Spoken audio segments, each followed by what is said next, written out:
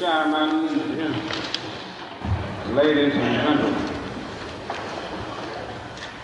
I need not pause to say how very delighted I am to be here tonight,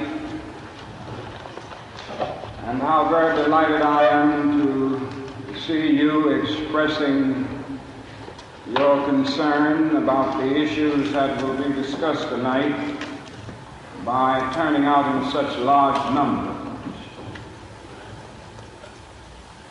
I also want to say that I consider it a great honor to share this program with Dr. Bennett, Dr. Comminger, and Rabbi Heschel, some of the distinguished leaders and personalities of our nation.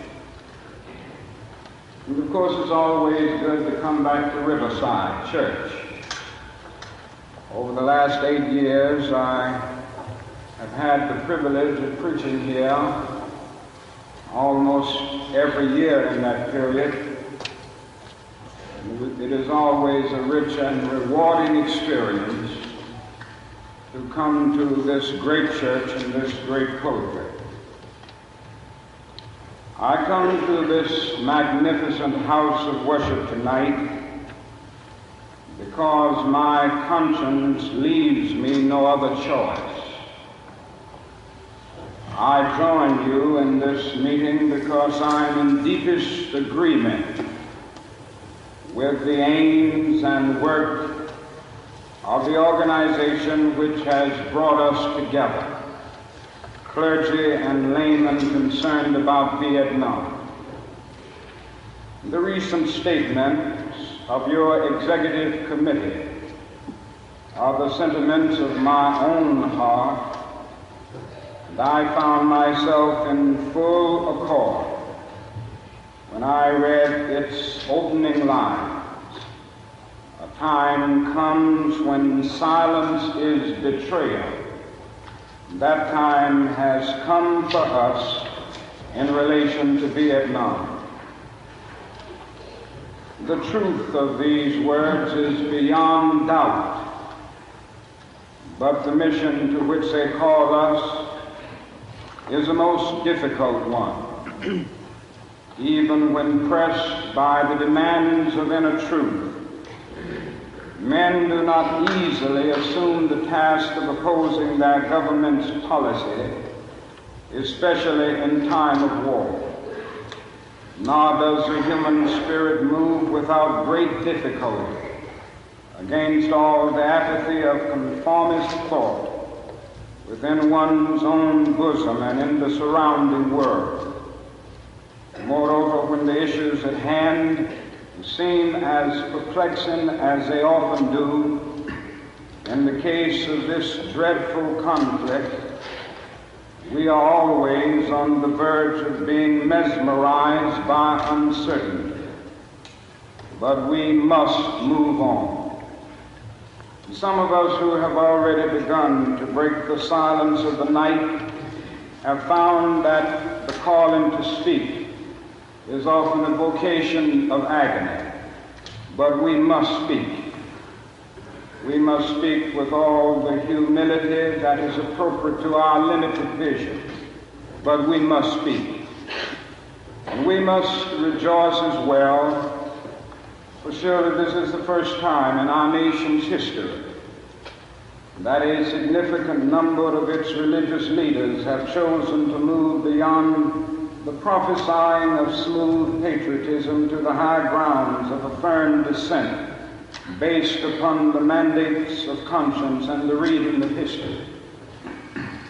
Perhaps a new spirit is rising among us. If it is, let us trace its movements and pray that our own inner being may be sensitive to its guidance. For we are deeply in need of a new way beyond the darkness that seems so close around. Over the past 2 years, as I have moved to break the betrayal of my own silences and to speak from the burnings of my own heart, as I have called for radical departures from the destruction of Vietnam, Many persons have questioned me about the wisdom of my path. At the heart of their concerns, this query has often loomed large and loud. Why are you speaking about the war, Dr. King? Why are you joining the voices of dissent? Peace and civil rights don't mix, they say. Aren't you hurting the cause of your people, they ask. And when I hear them, though I often understand the source of their concern, I am nevertheless greatly saddened, for such questions mean that the inquirers have not really known me, my commitment or my calling. Indeed, their questions suggest that they do not know the world in which they live. In the light of such tragic misunderstanding, I deem it of signal importance to try to state clearly, and I trust concisely, why I believe that the path from Dexter Avenue Baptist Church, the church in Montgomery, Alabama, where I began my pastorate, leads clearly to this sanctuary tonight. I come to this platform tonight to make a passionate plea to my beloved nation. This speech is not addressed to Hanoi or to the National Liberation Front. It is not addressed to China or to Russia. Nor is it an attempt to overlook the ambiguity of the total situation and the need for a collective solution to the tragedy of Vietnam. Neither is it an attempt to make North Vietnam or the National Liberation Front paragons of virtue, not to overlook the role they must play in the successful resolution of the problem. While they both may have justifiable reasons to be suspicious of the good faith of the United States, life and history give eloquent testimony to the fact that conflicts are never resolved without trustful give and take on both sides. Tonight, however, I wish not to speak with Hanoi and the National Liberation Front, but rather to my fellow Americans. Since I am a preacher by calling, I suppose it is not surprising that I have 7 major reasons for bringing Vietnam into the field of my moral vision. That is, at the outset, a very obvious and almost facile connection between the war in Vietnam and the struggle I and others have been waging in America. A few years ago, there was a shining moment in that struggle. It seemed as if there was a real promise of hope for the poor, both black and white, through the poverty program. There were experiments, hopes, new beginnings. Then came the build-up in Vietnam. And I watched this program broken and eviscerated as if it was some idle political plaything of a society gone mad on war. And I knew that America would never invest the necessary funds or energies in rehabilitation of its poor so long as adventures like Vietnam continued to draw men and skills and money like some demonic destructive suction tube. So I was increasingly compelled to see the war as an enemy of the poor and to attack it as such. Perhaps a more tragic recognition of reality took place, and it became clear to me that the war was doing far more than devastating the hopes of the poor at home. It was sending their sons and their brothers and their husbands to fight and to die in extraordinarily high proportions relative to the rest of the population. We were taking the black young men who had been crippled by our society and sending them 8,000 miles to guarantee liberties in Southeast Asia, which they had not found in Southwest Georgia and East Holland. So we have been repeatedly faced with the cruel irony of watching Negro and white boys on TV screens as they kill and die together for a nation that has been unable to seat them together in the same schools. So we watch them in brutal solidarity, burning the huts of a poor village, but we realize that they would hardly live on the same block in Chicago. I could not be silent in the face of such cruel manipulation of the poor. My third reason moves to an even deeper level of awareness, for it grows out of my experience in the ghettos of the North over the last 3 years, especially the last 3 summers. As I have walked among the desperate, rejected, and angry young men, I have told them that Molotov cocktails and rifles would not solve their problems. I have tried to offer them my deepest compassion while maintaining my conviction that social change comes most meaningfully through nonviolent action. But they ask, and rightly so, what about Vietnam? They ask if our home nation wasn't using massive doses of violence to solve its problems, to bring about the changes it wanted. Their questions hit home, and I knew that I could never again raise my voice against the violence of the oppressed in the ghettos without having first spoken clearly to the greatest purveyor of violence in the world today, my own government. For the sake of those boys, for the sake of this government, for the sake of the hundreds of thousands trembling under our violence, I cannot be silent. For those who ask the question, are you a civil rights leader?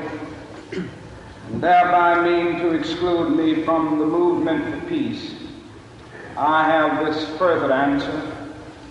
In 1957, when a group of us formed the Southern Christian Leadership Conference, we chose as our motto to save the soul of America. We were convinced that we could not limit our vision to certain rights for black people, but instead affirm the conviction that America would never be free or saved from itself until the descendants of its slaves were loosed completely from the shackles they still wear.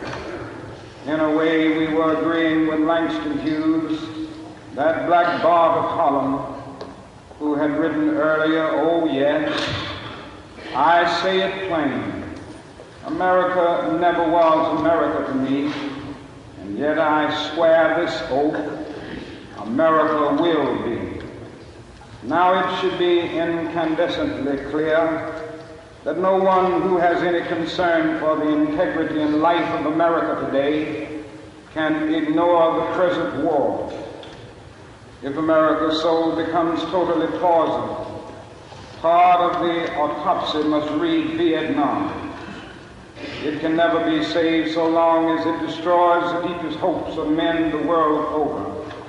So it is that those of us who are yet determined that America will be are led down the path of protest and dissent, working for the health of our land.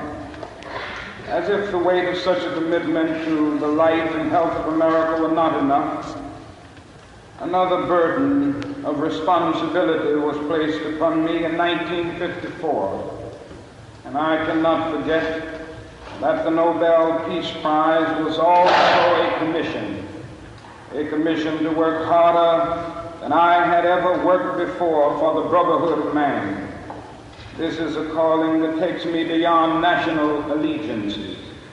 But even if it were not present, I would yet have to live with the meaning of my commitment to the ministry of Jesus Christ. To me, the relationship of this ministry to the making of peace is so obvious that I sometimes marvel at those who ask me why I'm speaking against it. Could it be that they do not know that the good news was meant for all men, for communists and capitalists, for their children and ours, for black and for white, for revolutionary and conservative? Have they forgotten that my ministry is in obedience to the one who loved his enemies so fully that he died for them, what then can I say to the Viet Cong, or to Castro, or to Mao as a faithful minister of this one? Can I threaten them with death, or must I not share with them my life? Finally, as I tried to explain for you and for myself the road that leads from Montgomery to this place, I would have offered all that was most valid if I simply said that I must be true to my conviction, that I share with all men the calling to be a son of the living God. Beyond the calling of race or nation or creed is this vocation of sonship and brotherhood, because I believe that the Father is deeply concerned, especially for his suffering and helpless and outcast children. I come tonight to speak for them. This I believe to be the privilege and the burden of all of us who deem ourselves bound by allegiances and loyalties, which are broader and deeper than nationalism, and which go beyond our nation's self-defined goals and positions. We are called to speak for the weak, for the voiceless, for the victims of our nation, for those it calls enemy. For no document from human hands can make these humans any less our brothers. And as I ponder the madness of Vietnam, and search within myself for ways to understand and respond in compassion, my mind goes constantly to the people of that peninsula. I speak now not of the soldiers of each side, not of the ideologies of the Liberation Front, not of the Hunter inside gone, but simply of the people who have been living under the curse of war for almost 3 continuous decades now. I think of them too, because it is clear to me that there will be no meaningful solution there until some attempt is made to know them and hear their broken cries. They must see Americans as strange liberators. Vietnamese people proclaimed their own independence in 1954, in 1945 rather, after a combined French and Japanese occupation, and before the Communist Revolution in China. They were led by Ho Chi Minh. Even though they quoted the American Declaration of Independence in their own document of freedom, we refused to recognize them. Instead, we decided to support France in its reconquest of a former colony. Our government felt then that the Vietnamese people were not ready for independence. We again fell victim to the deadly Western arrogance that has poisoned the international atmosphere for so long. With that tragic decision, we rejected a revolutionary government seeking self-determination, and a government that had been established not by China, for whom the Vietnamese have no great love, but by clearly indigenous forces that included some communists. For the peasants, this new government meant real land reform, one of the most important needs in their lives. For 9 years following 1945, we denied the people of Vietnam the right of independence. For 9 years, we vigorously supported the French in their abortive effort to recolonize Vietnam. Before the end of the war, we were meeting 80% of the French war cost. Even before the French were defeated at Dien Bien Phu, they began to despair of their reckless action, but we did not. We encouraged them with our huge financial and military supplies to continue the war even after they had left. Soon we would be paying almost the full cost of this tragic attempt at recolonization. After the French were defeated, it looked as if independence and land reform would come again through the Geneva Agreement. Instead, there came the United States, determined that whole should not unify the temporarily divided nation. The peasants watched again as we supported one of the most vicious modern dictators, our chosen man, Premier Diem. The peasants watched and cringed as Diem ruthlessly rooted out all opposition, supported their extortionist landlords, and refused even to discuss reunification with the North. The peasants watched as all of this was presided over by United States influence, then by increasing numbers of United States troops who came to help quell the insurgency that Diem's methods had aroused. Diem was overthrown. They may have been happy, but the long line of military dictators seemed to offer no real change, especially in terms of their need for land and peace. The only change came from America, as we increased our troop commitments in support of governments which were singularly corrupt, inept, and without popular support. All the while the people read our leaflets and received the regular promises of peace and democracy and land reform. Now they languish under our bombs and consider us not their fellow Vietnamese, the real enemy. They move sadly and apathetically as we herd them off the land of their fathers into concentration camps where minimal social needs are rarely met. They know they must move on or be destroyed by our bombs. So they go, primarily women and children and the aged. They watch as we poison their water, as we kill 1 million acres of their crops. They must weep as the bulldozers roar through their areas preparing to destroy the precious trees. They wandered into the hospitals with at least 20 casualties from American firepower for one Viet Cong inflicted injury. So far we may have killed 1 million of them, mostly children. They wander into the towns and see thousands of the children, homeless, without clothes, running in packs on the streets like animals. They see the children degraded by our soldiers as they beg for food. They see the children selling their sisters to our soldiers, soliciting for their mothers. What do the peasants think if we ally ourselves with the landlords, and as we refuse to put any action into our many words concerning land reform? What do they think as we test out our latest weapons on them, just as the Germans tested out new medicine and new tortures in the concentration camps of Europe? Where are the roots of the independent Vietnam we claim to be building? Is it among these voiceless ones? We have destroyed their two most cherished institutions, the family and the village.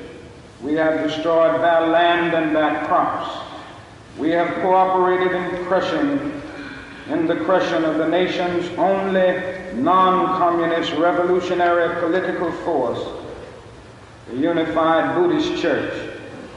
We have supported the enemies of the peasants of Saigon. We have corrupted their women and children and killed their men. Now that is little left to build on save bitterness. Soon the only solid physical foundations remaining will be found at our military bases and in the concrete of the concentration camps we call fortified hamlets. The peasants may well wonder if we plan to build our new Vietnam on such grounds as these. But we blame them for such thoughts. We must speak for them and raise the questions they cannot raise. These too are our brothers.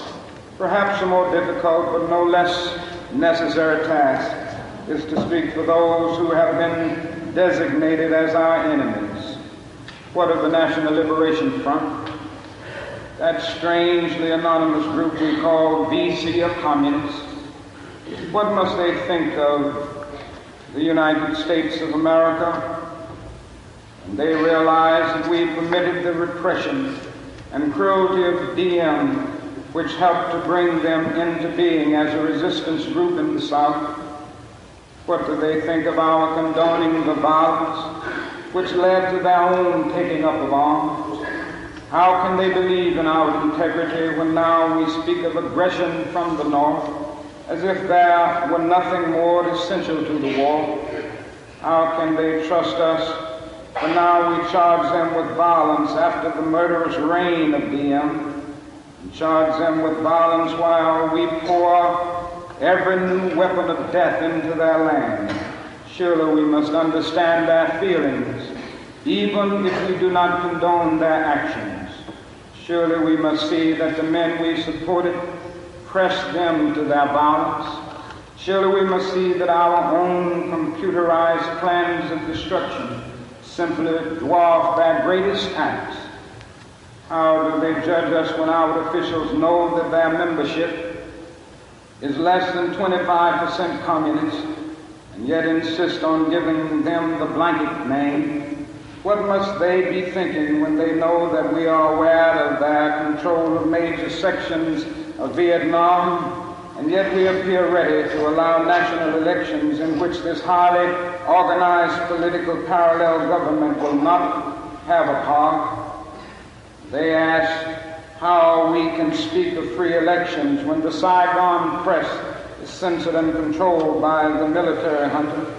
And they're surely right to wonder what kind of new government we plan to help form without them, the only party in real touch with the peasants.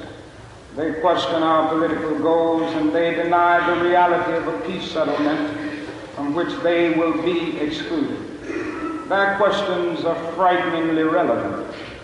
Is our nation planning to build on political myth again, and then show it up from the power of new violence?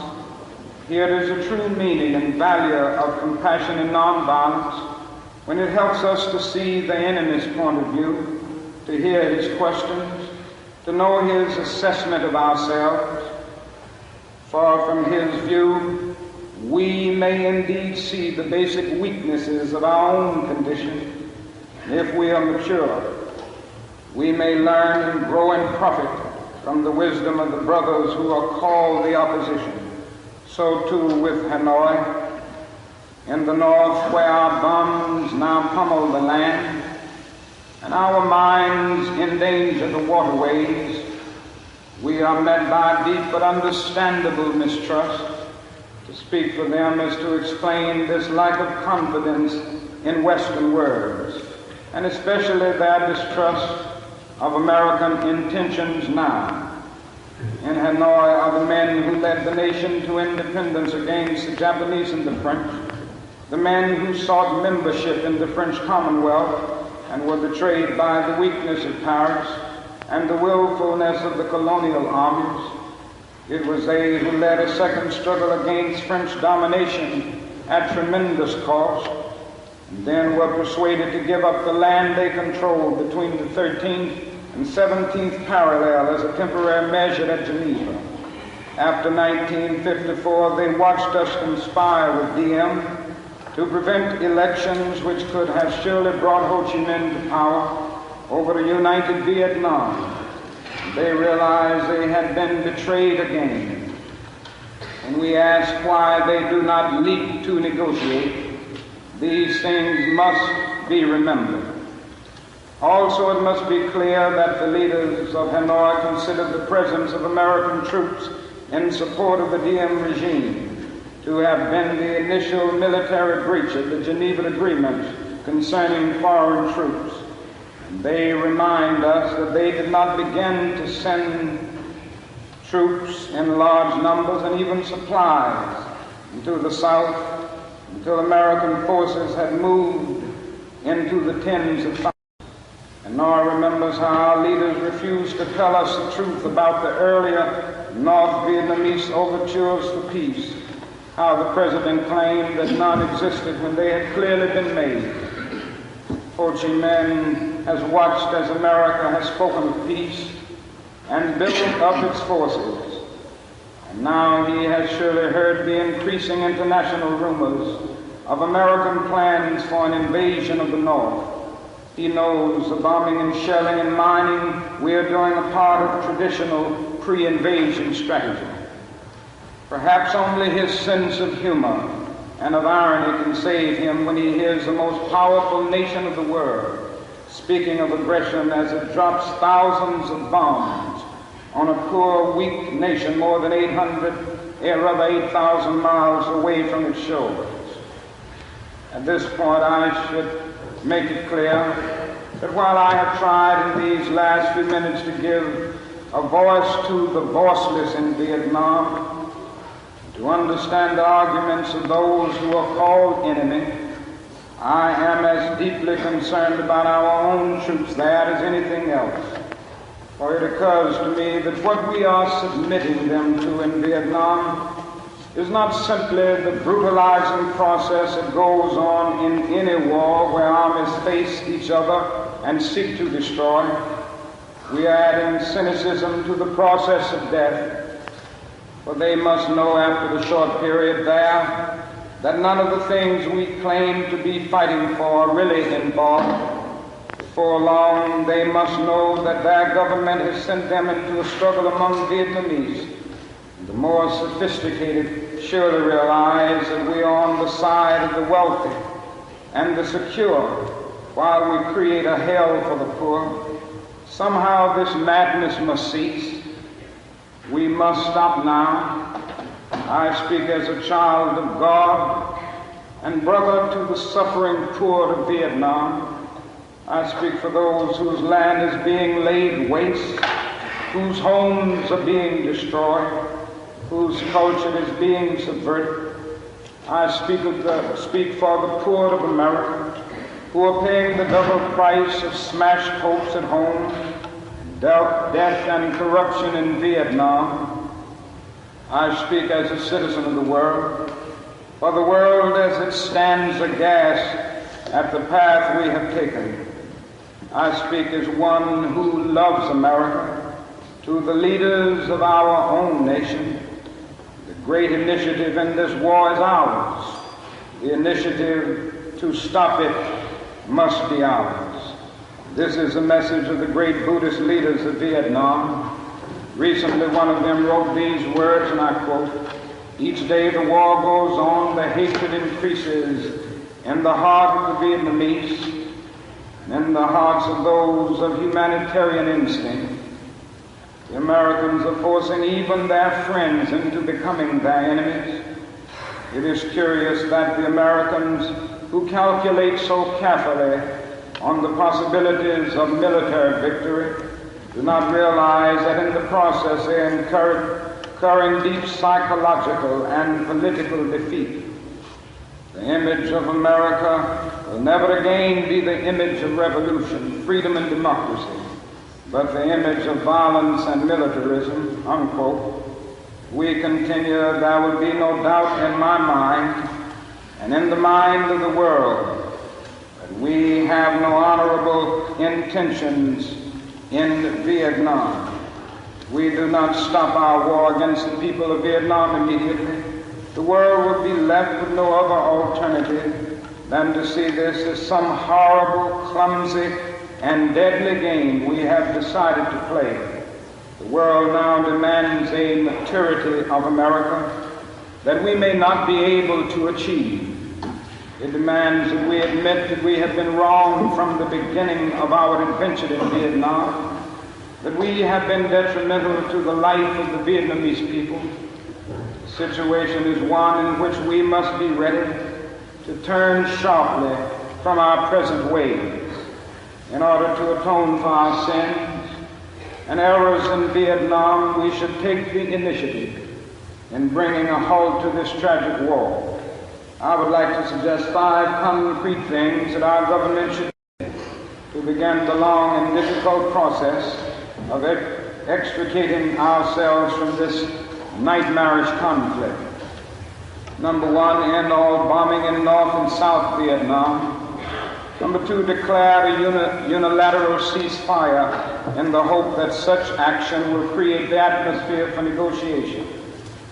Three, take immediate steps to prevent other battlegrounds in Southeast Asia by curtailing our military buildup in Thailand and our interference in Laos. Four, realistically accept the fact that the National Liberation Front has substantial support in South Vietnam and must thereby play a role in any meaningful negotiations and any future Vietnam government. Five, set a date that we will remove all foreign troops from Vietnam in accordance with the 1954 Geneva Agreement. Part of our ongoing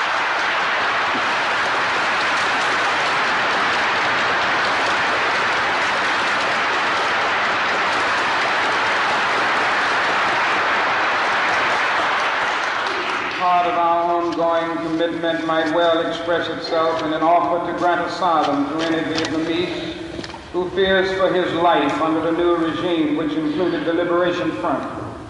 Then we must make what reparations we can for the damage we have done. We must provide the medical aid that is badly needed, making it available in this country if necessary. Meanwhile,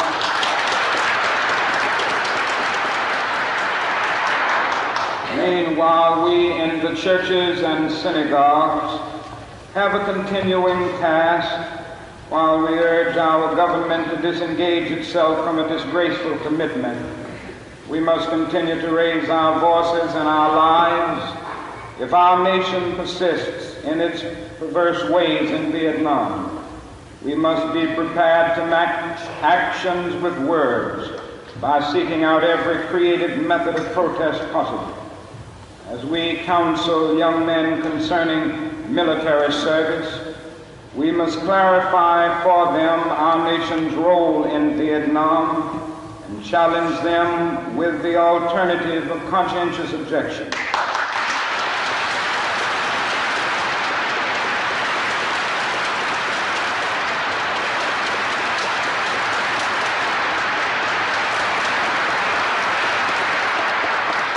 I'm pleased to say that this is a path now chosen by more than 70 students at my own alma mater, Morehouse College, and I recommend it to all who find the American course in Vietnam a dishonorable and unjust one.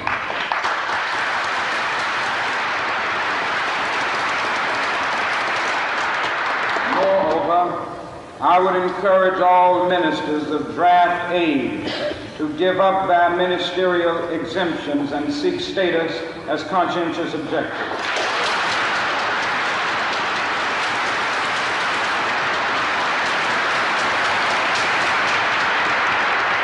These are the times for real choices and not false ones. We are at the moment when our lives must be placed on the line if our nation is to survive its own folly. Every man of humane convictions must decide on the protest that best suits his convictions, but we must all protest. Now that is something seductively tempting about stopping there and sending us all off on what in some circles has become a popular crusade against the war in Vietnam. I say we must enter that struggle, but I wish to go on now to say something even more disturbing. The war in Vietnam is but a symptom of a far deeper malady within the American spirit.